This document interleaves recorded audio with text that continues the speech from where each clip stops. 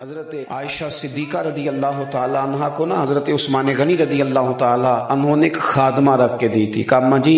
یہ آپ کی خدمت کریں گی۔ تو وہ کنیز کہتی ہیں کہ میں تو آئی تھی نا سیدہ عائشہ کی خدمت کرنے کے لیے، لیکن سیدہ کیا کرتی، وہ روٹی پکانے کے لیے کھڑی ہوتی تو 2 روٹیاں میری بھی پکا دیتی۔ حضرت عائشہ صدیقہ رضی اللہ تعالی عنہا کی کنیزہ کہتی ہیں سارے کام اماں جی مجھے کر دیتی، لیکن جب کوئی دروازے پہ بھیک لینے آتا نا، دروازے پہ جب کوئی خیرات لینے آتا تو سیدہ مجھے فرماتی ہیں اسے دے آؤ دروازے پہ۔ میں ایک دن عرض گزار ہوئی، میں نے کہا اماں جی یہ کام تو لوگ آگے بڑھ کے شوق سے کرتے ہیں کہ میرا پتہ چلے میں سخی ہوں، اور آپ باقی سارے کام میرے بھی کر دیتی ہیں، اور اس کام کی دفعہ آپ کہتی ہیں کہ آپ جائیں۔ تو کیا اخلاص کی خوبصورت تعلیم دی ہمیں ہماری ماں نے۔ سیدہ فرمانے لگی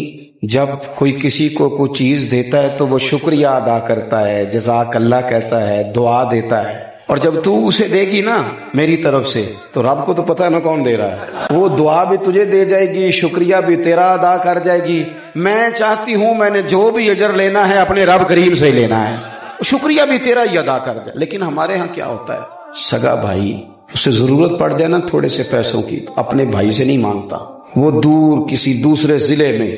جہاں 2 گھنٹے لگتے ہوں وہاں ٹیلی فون کرتا ہے کسی دوست کو کہ تھوڑے پیسوں کی ضرورت ہے۔ بھئی تیرا بھائی بڑا آسودہ حال ہے، اس کے پاس بڑے وسعت اللہ نے دی، اس سے کیوں نہیں لیتا؟ تو کہتے پہلے تو وہ بھابھی سے کہے گا نا مشورہ لے،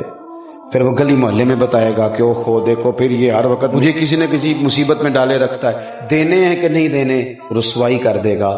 ہمیں اپنی تکلیفیں بتانی چھوڑ گئے، لوگوں نے دکھوں کا اظہار کرنا بند کر دیا، لوگ اپنے دروازوں کے اندر دروازے بند کر کے رو لیتے ہیں، اس لیے کہ وہ خلوص نہیں، وہ پیار نہیں۔ وہ لوگ کہاں گئے جو کہتے تھے پتہ نہیں رب کس کی برکت سے دے رہا ہے، پتہ نہیں میں کسی کو دوں گا تو اللہ کتنا راضی ہے۔